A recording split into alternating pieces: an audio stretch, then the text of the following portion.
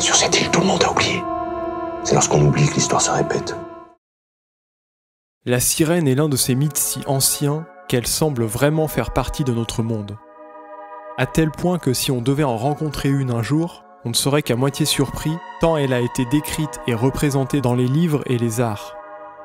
Muse, objet de fascination, probablement née de fantasmes et de cauchemars de marins partis en mer depuis trop longtemps. Dans cette mini-série produite entre autres par la chaîne Arte et diffusée par cette dernière, il est question du mythe scandinave de la sirène, la version mi-femme, mi-poisson. La sirène grecque, elle, est mi-femme, mi-oiseau. Cependant, les deux ont le point commun d'attirer et d'envoûter les marins avant de les dévorer. La série compte 6 épisodes et a été tournée en Corse. Bien que l'île de la série ne soit pas la Corse, mais un territoire volontairement vaguement défini, pour lui donner une ambiance familière et inconnue à la fois. Une ambiguïté typique du registre fantastique.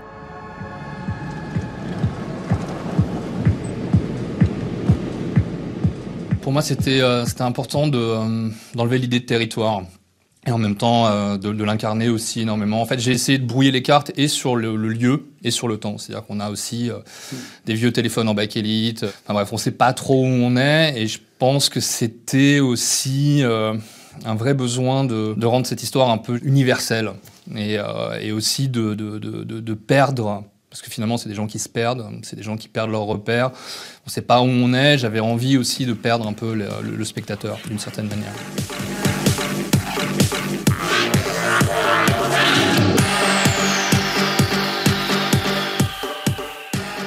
Le rythme est assez lent et cela contribue à cette sensation omniprésente de flottement un peu mystérieux et de temps en suspens, qui prend tout son sens à chaque apparition de Théa, le personnage fantastique et éthéré interprété par Laetitia Casta.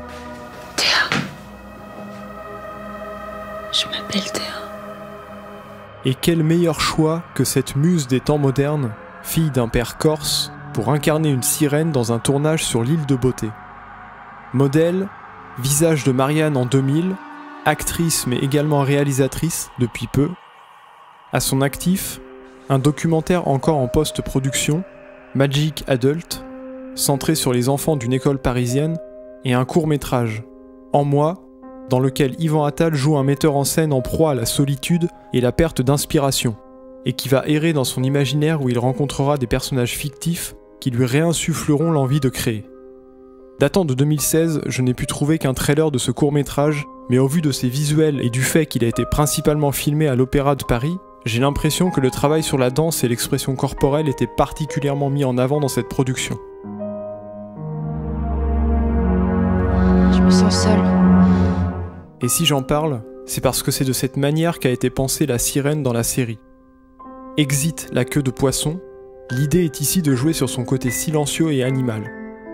Le réalisateur, Julien Trousselier, a également indiqué s'être inspiré du film La Féline, la version de 1982, pour construire ce personnage. Pour moi, c'était très important de casser les codes de la sirène et d'oublier la fameuse queue de sirène, parce que c'est très désuet et de très mauvais goût. Et on est sur autre chose, on est sur un autre cinéma, sur un autre récit, sur quelque chose de plus sulfureux, de plus mystérieux, de plus ambigu.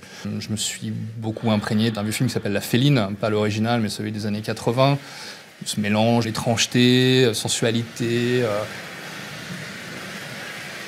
Bizarrement, quand moi j'ai dû m'approprier le mythe de la sirène, j'ai plus lorgné du côté des félins, pour trouver toute cette animalité, ce langage corporel, cette manière de bouger. L'actrice a donc dû s'entraîner à développer une gestuelle animale et primitive correspondant à cette figure mythologique avec l'aide de la chorégraphe Blanca Lee. Tout au long de la série, le personnage de Théa se crée petit à petit par sa gestuelle et ses regards frontaux et persistants lors d'échanges de regards où elle semble étudier ou analyser les gens qu'elle croise sans nous laisser savoir si elle cherche à les comprendre ou si elle les observe comme un prédateur le ferait avec ses proies. L'histoire se déroule sur une île qui n'est pas nommée pour rester dans cette idée d'endroit mi-réel, mi-fictif sur laquelle Chloé, orpheline au passé mystérieux, et Sabine, interprétées respectivement par Noé Habitat et Alba Bellucci, travaillent dans une usine de transformation de poissons.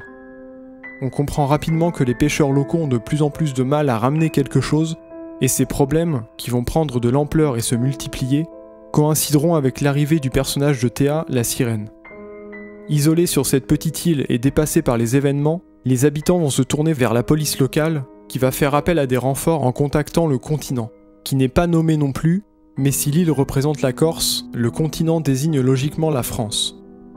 Et c'est Bruno Garriga, interprété par Sergi Lopez, un vieux policier solitaire rongé par une vieille affaire non résolue, qui va se rendre sur l'île.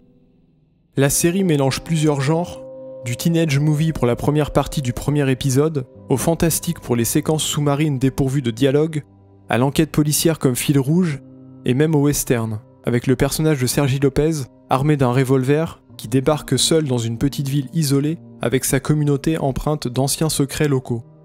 Le mythe de la sirène est ici déplacé des océans à la terre ferme, et symbolise cette nature ancienne, mystérieuse et fragile que les hommes ont oubliée avec le temps.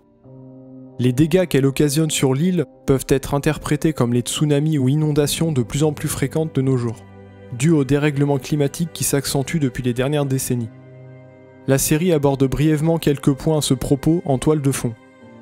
Raréfaction de la faune sous-marine, pollution humaine, et même ses conséquences avec une scène visuellement funèbre où Théa foule le sable d'une plage recouverte de cadavres de poissons. Ce passage m'a d'ailleurs fait penser au jeu vidéo d'Hideo Kojima, Death Stranding, dans lequel des cétacés et autres animaux marins échoués symbolisent une extinction de masse dans l'histoire du jeu.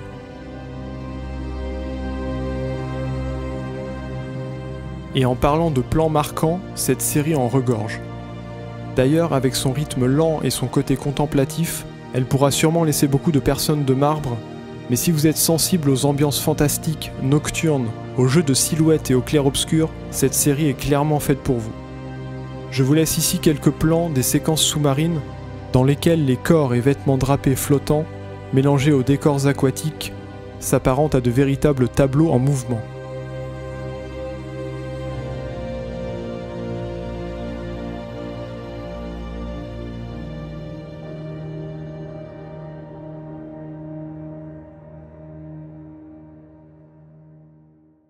Un mot sur la musique également, composée par Pierre Gambini, qui s'accorde totalement avec cette photographie éthérée et crépusculaire, en mélangeant des instruments classiques à des synthétiseurs soit puissants, soit semblables à des nappes sonores de fond, brumeuses et aériennes. La série modernise le mythe de la sirène pour le faire entrer en écho avec certaines problématiques environnementales de notre époque. Non pas en culpabilisant son auditoire, mais plutôt en lui rappelant de se souvenir de faire attention à la planète sur laquelle il vit. Car c'est lorsqu'on oublie que l'histoire se répète.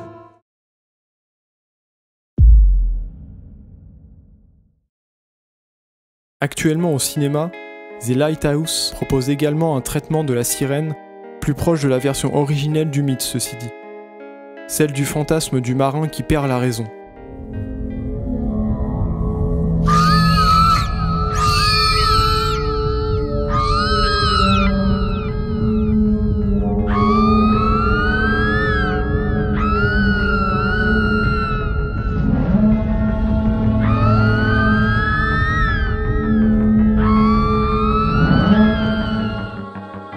Et si vous aimez le registre fantastique, je vous conseille également la série française Marianne, disponible sur Netflix. On sent que c'est un premier essai de production fantastique pour l'équipe, un genre assez peu produit en France, mais certaines séquences sont magnifiques et l'épisode 5 vaut à lui seul de regarder toute la série. Camille, le personnage interprété par Lucie Boujna, est également excellente dans son rôle, et s'il y a une saison 2, j'espère que son personnage sera plus développé. Surtout après ce qui se passe à la fin de la première saison, mais pas de spoil. Et dernière chose, Marie-Ange Casta, la sœur cadette de Laetitia, fait ses débuts dans le cinéma depuis quelques années. Elle a également joué dans un clip du groupe Christine pour leur titre Howling Wave, dont le genre peut être également considéré comme du fantastique.